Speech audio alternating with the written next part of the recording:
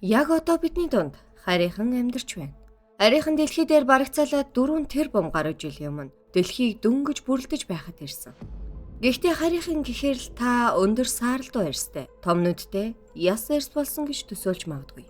Үнэн хэрэгтээ харийнхан бол микробууд. Тэд бичил микроб хэлбэрээр дэлхий дээр анх ирж, эрдэс баялгаар дүүрэн гарагт сэргиж амилсан. Хэрвээ та яг одоо харийнхныг харахыг хүсвэл та зүгээр л толинд харахад болно.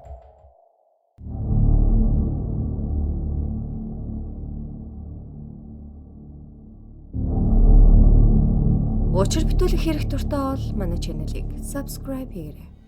Дэлхий дээрх амьдрал сансраас ирсэн микробоос гаралтай гэж үздэг эрдэмтдийн бүлэг улам бүр нэмэгцээр байна. Энэ онолыг пансперми гэж нэрлэдэг. Грек хэлэнд пан гэдэг нь бөгөөд сперми гэдэг нь үүр гэсэн утгатай. Энэхүү онолын гол төлөөлөгч нь Сванте Аррhenius. Тэрээр 1908 онд Шведэд Нобелийн шагнал хиймчээр авч байсан бөгөөд биохимийн тал дээр юу ярьж байгаагаа мэддэг нэгэн байсан. Харин бидний сургууль заалгаж байгаа онол болох хамгийн анхны амьдралд үүссэн гэж хүлээн зөвшөөрөгдсөн онолыг абиогенез гэдэг.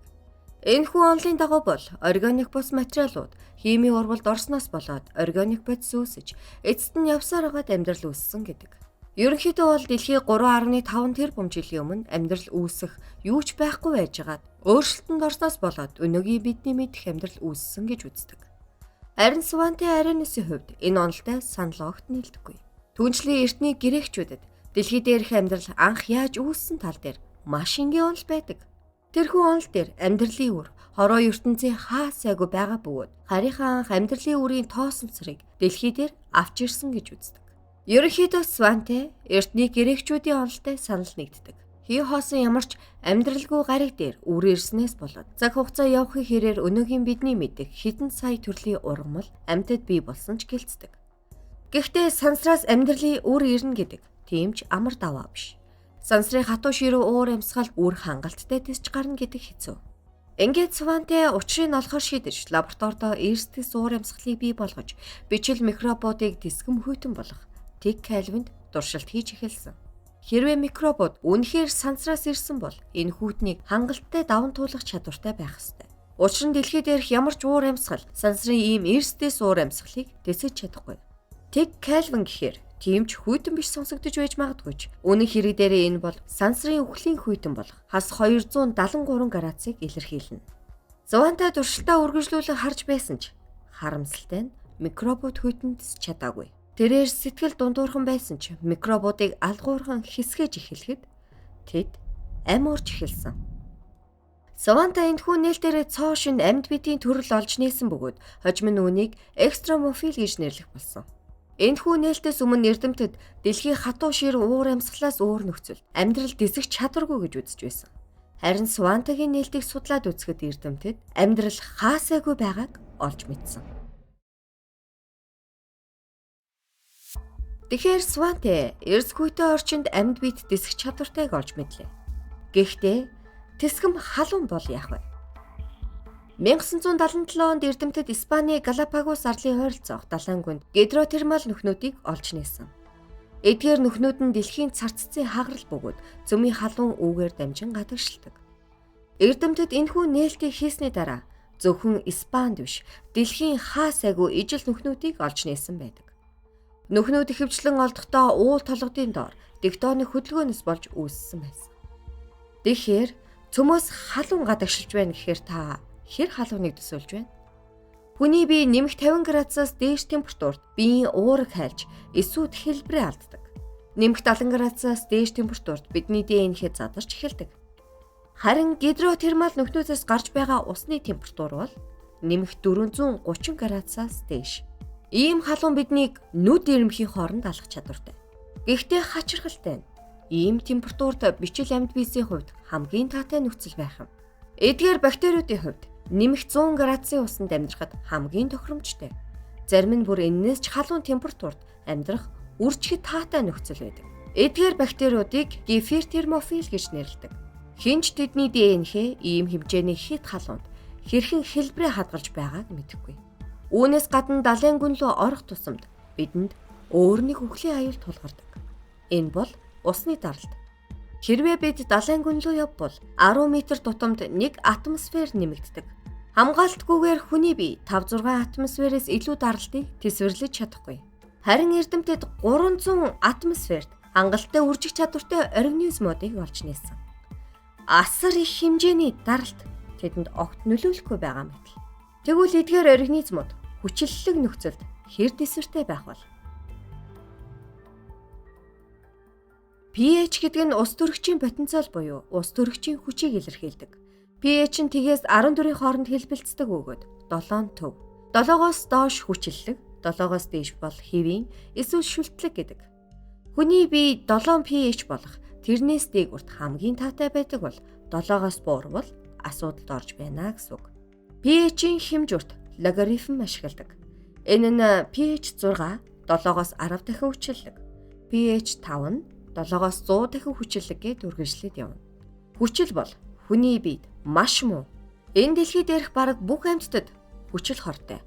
Гэхдээ бараг бүх амьтдад pH 0.3-тай хүхрийн хүчилд аз жаргалтайгаар амьдарч байгаа нэгэн бактери байх юм.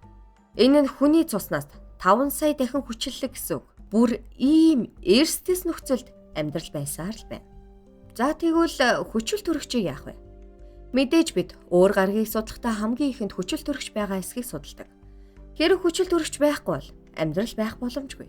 Амьд биетэнд хүчил төрөгч зайлшгүй хэрэгтэй. Гэсэн хэдий ч бүх амьтдад биш. Зарим нэг анероб гэж нэрлэгдэх микробууд карбонат сульфат эсвэл төмрийг энерги болгон хувирган ашигладаг. Тэдэнд ямар ч хүчил төрөгч шаардлагагүй. Ингээд эрдэмтэд үргэлжлүүлэн эдгээр экстремофил бичил биетүүдийг оршин байдаг талаар судалгаа хийж байхад тэд зүгээр оршин байх бус энд тоолшгүй олон төрлийн амьдрал төрөл зүйл байгааг олж нээсэн. Бүр ингээд ч зогсохгүй эрдэмтэд эдгээр экстремофилуудыг сансар руу явуулж гэр дэсвэртэй байх тал дээр судалгаа хүртэл хийж амжсан.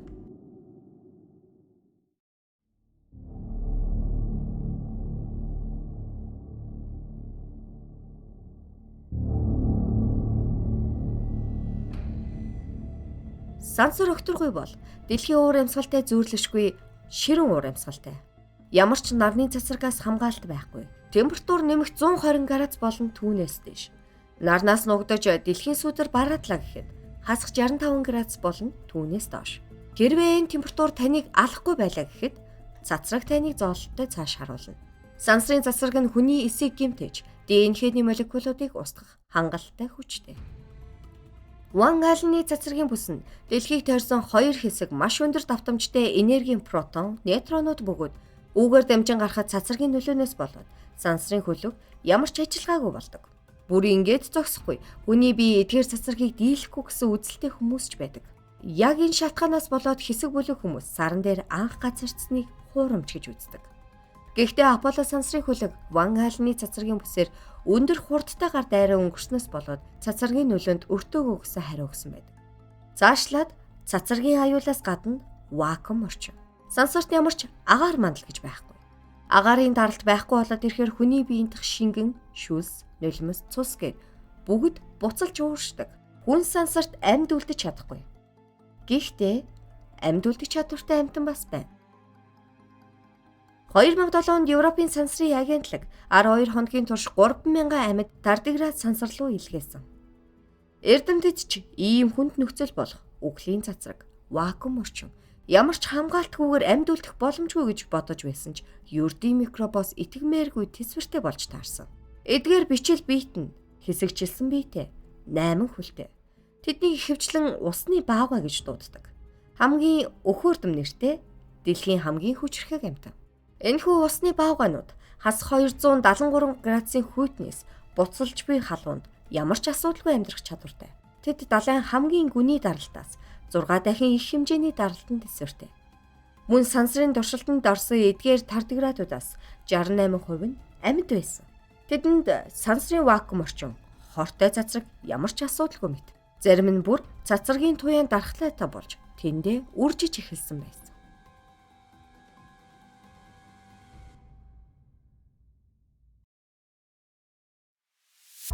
Хаг өвсөн мөөгөнцөр болон фотосинтезийн бактери болох хоёр организмуудын төлөөллийг илэрхийлдэг амьдралын өвөрмөцсөн нэгэн хэлбэр. Хаг өвсийг ч гэсэн эрдэмтэд сансрын нөхцөлд тэсвэртэйг баталж чадсан. Түүнчлэн усны баавгаанууд хаг өвсөн дээрээс хамгийн ихээр олддог. Тэгвэл энэ бүхнийг хараад ахаар усны баавгаанууд хаг өвсөн дээр солироор дамжин дэлхий дээр ирсэн байх боломжтой юу? Хэрвээ эдгээр бактериуд нарны шууд тусгал болон цацрагаас хол байсан бол сансрын нөхцөлд хэдэн жилийн турш амьд байх чадвартай. Гэхдээ яг энэ хэлбэрээр амьдрал тээвэрлэнэ гэвэл хэдэн сая жилийг зарцуулах болохоор тиймч итгэлтэй биш байсан ч 2020 онд Эрдэмтэд далайн ёроолоос тунмал чулуулга гаргаа авсан. Тэрхүү чулуун 6 км-ийн гүнд барагцаалаад 100 сая гаруй жилийн настайг олж тогтоосон. Ингээд микроскопоор томруулан харахад микробын чулууцсан үлдэгдэл олсон бөгөөд улам нарийн шинжилж үзэхэд тэд зүгээр чулууцсан үлдэгдэл биш. 100 сая гаруй жилийн настай амьд маш олон төрлийн микробуудыг олж нээсэн. 2020 онд Эрдэмтэд микробуудыг сэргээхээр шийдсэн бөгөөд 99.1% амжилт гаргасан. Микробууд ам орсон даруйдаа үржиж, туршилтын ихэнд 1 куб сантиметрт 100 орчим ис байсан бол 68 хоногийн дараа 1 см тутамд 1 сая ис болж үржсэн. Тэгэхээр бактери идэхгүй байдалд солир дээр урт хугацаанд сансар өгтөргүүгээр аялах боломжтой гэсэн үг. Энэ бол шинжлэх ухааны салбарт томоохон нээлт болсон. Гэхдээ энд нэг эргэлзээ гарч ирж байгаа нь бид 100 сая жилийн өмнө амьдрал байсан мэднэ. Тэглээч өөр гаригаас ирсэн гэсэн баттай нотолгоо байхгүй.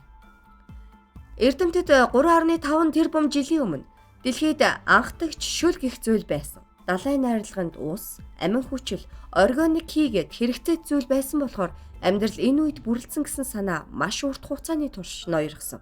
Дүүншлэн Эрдэмтэд энэ хугацаанаас өмнө ямар ч амьдрал байх боломжгүй гэдэгт бат итгэлтэй байсан ч тухайн үеэс хамаагүй урт, бүр нэлээд урт хугацааны настай чулуулаг олж илрүүлсэн.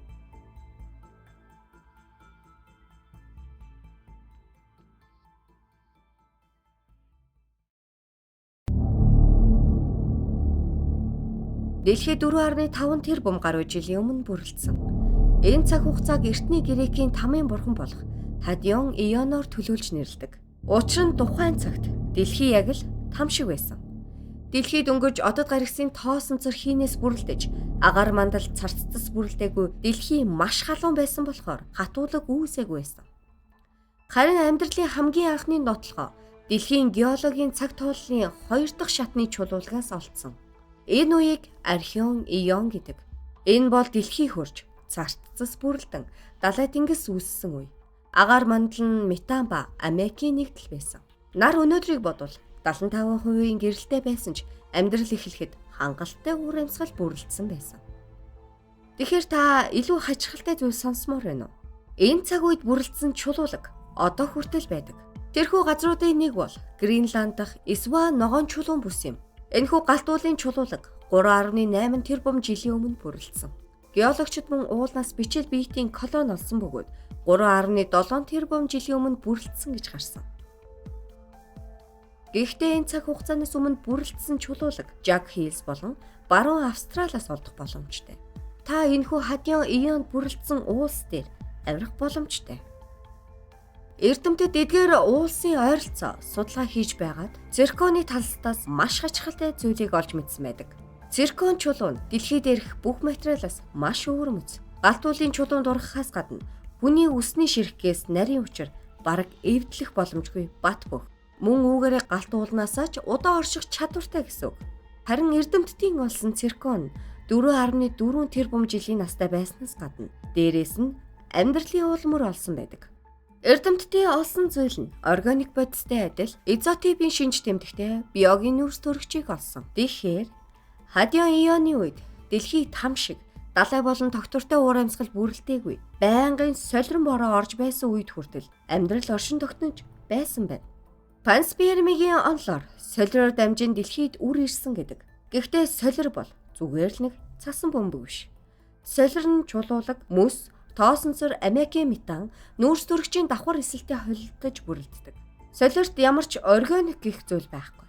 Тэгэхээр энэ олыг хий дими хоосон зүйл гэж эрдэмтэд огт хүлээж авахгүй байсан ч цаг хугацаа явахын хэрээр технологи хөгжиж эрдэмтэд солир руу ажиглах төхөөрөмж явуулсан.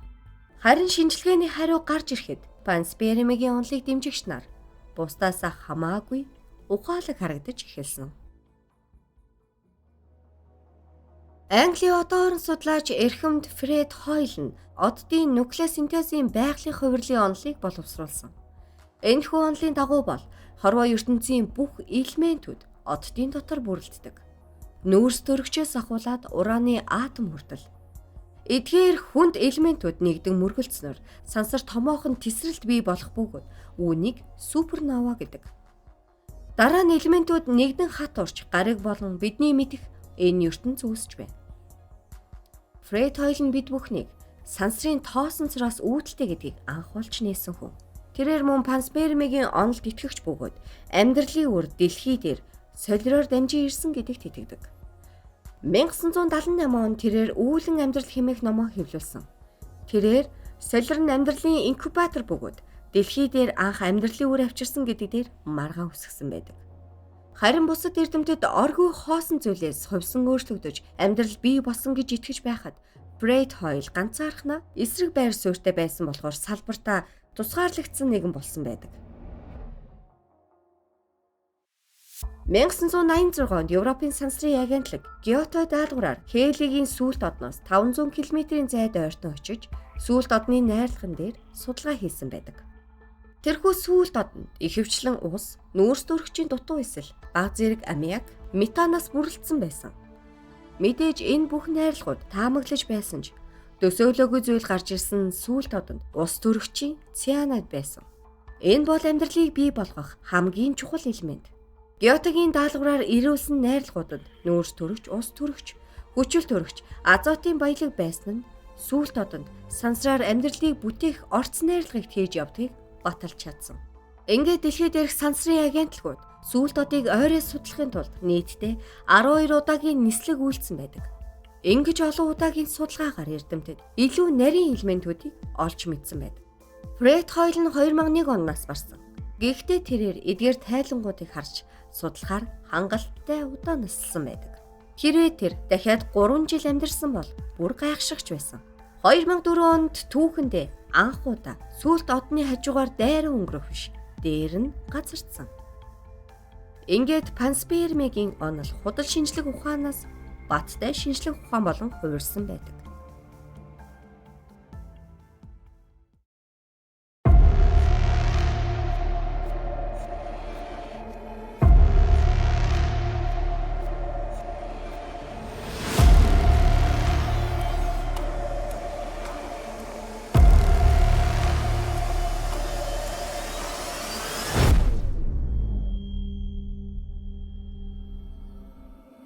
(2004) онд Европын сансрын агентлаг Розетта судалгааны төхөөрөмж 67P сүүлт од руу хөөргсөн.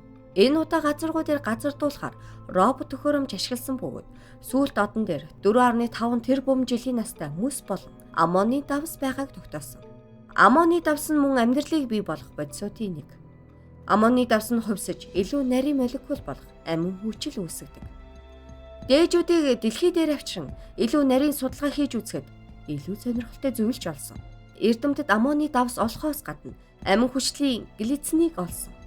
Глицин амьд биетийн эсийг нөхөн төлжүүлж үржүүлэх болон гадны нөлөөлнөөс хамгаалах, дархлаа бий болох үйлчилгээтэй хамгийн чухал эрдэс байдсан. Тэгэхээр та зүгээр л төсөөлөд үзээрэй.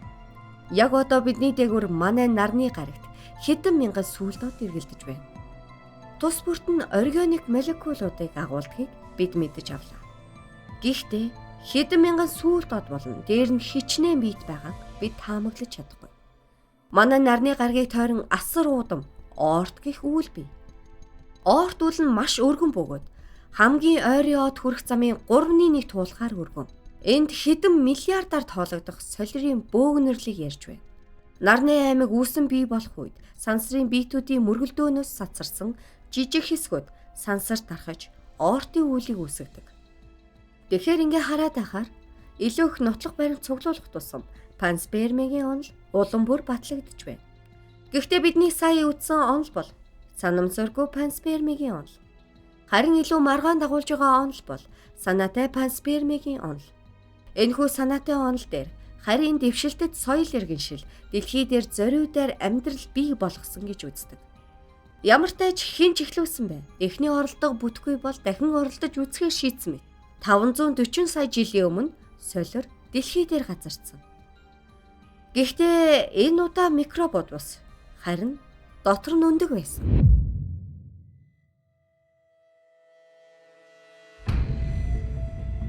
Панспермийн 4 тэрбум жилийн өмнө ганцхан тохиолдсон зүйл биш.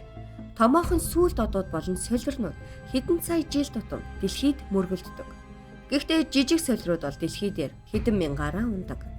Харин амьдрал хизээ бүрлдсэн дээр 3 эсвэл 4 тэрбум дээр эрдэмтэд маргаан дагуулж байгаа бол хэний ч маргаан дагуулахгүй нэг зүйл нь 540 сая жилийн өмнө дэлхий дээр маш хачирхалтай зүйл болсон. Энэ үеийг Кембрийн дисрэлт гэдэг. Тухайн үед дэлхий дээрх амьдрал микроскопоор харж болохоор нэг эсийн организмууд амьдралын хамгийн түгээмэл хэлбэр байсан. Дэлхийн амьдрал маш энгийн байсан. Гэтэл гинтл Кембрийн дисрэлт болж хаанасын бүүмэд маш олон төрлийн амьдрал маш хурдцтайгаар үржиж цэцэглэж эхэлсэн. Ялангуяа олон эст организмууд. Энэ үйл явдлаас болоод хувьслын дараалал болон шим мандалд эрс өөрчлөлт орсон байдаг. Энэхүү гинтийн хувьсэл хэд хэдэн онол дэвшүүлсэн байдаг нь хүчил төрөгчийн төвшин нэмэгдснээр илүү нарийн бодисын солилцоог дэмжсэн бол өөр нэг таамаглал нь мөсдөлгийн үе дуусахад далай тэнгисийн амьдрал илүү амьдрахад таатай болж хувирсан гэдэг. Харин 2008 онд шинэ онол дэвшүүлсэн. 33 судлаачаас бүрдсэн баг эрдэм шинжилгээний сэтгүүлд сонирхолтой нийтлэл хэвлүүлсэн. Тэд гарчиглагтаа Кембрийн дисрэлт дэлхийгээс гаралтай юу, сансраас гаралтай юу гэсэн байдаг. 540 сая жилийн өмнө дэлхий дээр газардсан солир микробууд эсвэл амин хүчлүүдээс нарийн төвөгтэй биоматер байсан гэж үздэг. Тэгэхээр солирны голд хөлдөө байдалтай байсан үндгийг хэлж байна. Гэхдээ яагаад зөвхөн энэ амьтныг онцолж байна гэхээр дэлхий дээрх ямар ч амьтантай адилхан шинж тэмдэг байхгүй. Одоо хүртэл энэхүү амьтан хувьсан амьдарсаар л байгаа бөгөөд 3 зүрхтэй, өөрийн гэсэн бүтэц хэлбэр болон өнгөө өөрчлөх чадвартай. Багаж хэрэгслийг тархиараа учрыг олж ашиглах чадвартай. Нарийн төвхтэй төөрдөг байшингийн учрыг амархан олдог. Тэгэхээр таны таамаглаж байгаа амьтан бол мөн. Энэ бол мэдээж 8 алж. 8 альчны нүд нь яг л камерны дуран шиг дугуй линзтэй. Өнгө хүлээ авах чадвартай. Бусад хөхтэй амьтангаас хагас тэрбум нейронтай. Мэдрэлийн эсүүд төв тархины гадна байрладаг. Мэдрэлийн эсүүд 3/2 нь гарт байдаг болохоор 8 альчны гар нь бие дасан амьтан шиг ажиллах чадвартай гэсэн үг. Мөн гар нь хүрэх, амтлах чадвартай. Үндсэн биеэс тасарсан ч ямиг барьсаар л байдаг. Ямар нэгэн байдлаар 8 альчны гар тасрах эсвэл хүн дээр гэмтэх юм бол буцаад хэвийн хэмжээндээ ургах чадвартай. Тархинд бүхнийг төвлөрүүлээгүй болохоор өөрийгөө өнгөлн далдлах чадвартай болгодог. Ийм нарийн уян хатан биетэй амьтан хувьслын үед гинтэл гараад ирсэн. Эрдэмтэд 8 альчны генийг судалж үзэхэд гарцаагүй өөр бүтцтэйгч баталсан. 8 альчны ген гайхалтай нарийн бөгөөд 33 мянган уурэг кодлагч гентэй. Харин хүнд 10 мянга л байдаг. 8 альжийг хясаа, эмгэн хүмсний төрлөөс гаралтай гэж үздэгч тэд ямар ч төстэй зүйл байхгүй. Тэгэхээр энэхүү нууцлаг ген зөвхөн харь гаригийн оролцоо байгаагаас өөр тайлбар үлдсэнгүй.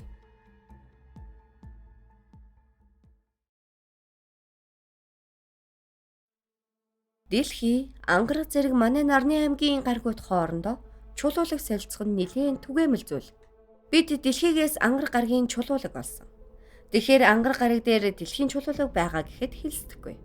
Хэрвээ зөв тохироонд таарч, тохиромжтой уур амьсгал бүрдэх юм бол үүнээс амьдрал бий болох боломжтой. Ангараг гариг өмнө дэлхийтэй адил тогтвортой уур амьсгалтай, асар их хэмжээний устай байсан. Тэгэхээр ангарагаас амьдрал ирсэн ч байж болно. 1966 онд ангараг гаригаас ирсэн солирыг микроскопоор судалж үзэхэд чулуутсан бичил биетүүдийг ч олсон байдаг. Хэрв амьдрал манай нарны аймагт бүрлдэж байна гэвэл өөр хаан ч гэсэн амьдрал бий болох боломжтой. Ангараг гариг нэгэн цаг дэлхийтэй адил далайтай байсан. Бархас бадын дагуул болох сарнуудын нэг Европад мөсөн бүрхүүлээр хучигдсан доор нь далай байгаа гэж тогтоосон. Бархас бадын таталцтын нөлөөгөөр Европад төрөлгийн хүч үүсэж, үүгээрээ дулаан үүсгдэг. Санчир гаригийн дагуу сарны нэг Энселадус нь мөн гүний далайтай. Энэхүү сарны гадаргуйн цууралтаас усны уур мөсний тоосонцоор органик нэгдлүүд гарч байгааг илрүүлсэн. Санчир гарагийн өөр нэг дагуул Титан дээр нэг дагаар мандалтай, гадаргуй доктортой шингэнтэй гэж гарсан байдаг. Шингэн нь гэхдээ ус биш, мета юм. Гэхдээ амьдрал үүсэх боломжтой. Хамгийн сүүлийн судалгаагаар сугар гараг агаар мандлын дээд давхар дээр бичил битийн амьдрал дэмжих боломжтойг харуулсан. Солирон мөсийн жижиг гараг болох Сирэс дээр мөс болон шингэн давстай ус байгааг илрүүлсэн. Тэгэхээр эдгээр дурдсан гаригуд бол ердөө манай нарны аймаг. Хэрвээ бид цаашлаад хайж үзвэл амьдрал байх боломж итгэмээргүй ихээр гарч ирэх болно. Манай галактик дэлхийтэй адил 100 тэрбум орчим гариг байдаг. Цаашлаад 100 тэрбум орчим галактик байгаа.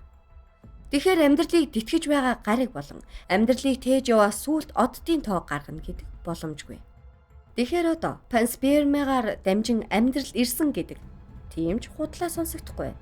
Харин чинь цорын ганц арга мэт сонсогдож байна.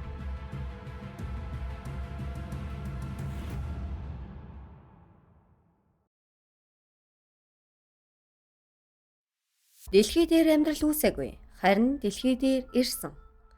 Энэ бол гайхалтай үнэл. Гэхдээ үнэн үү? Хэд хэдэн хүчин зүйлээс болоод дэлхий дээр амьдрал ирнэ гэдэг асуудалтай. Учир нь нарны аймагаас амьдрал тээж байгаа чулуулга гарч явна гэдэг хамгийн том асуудал.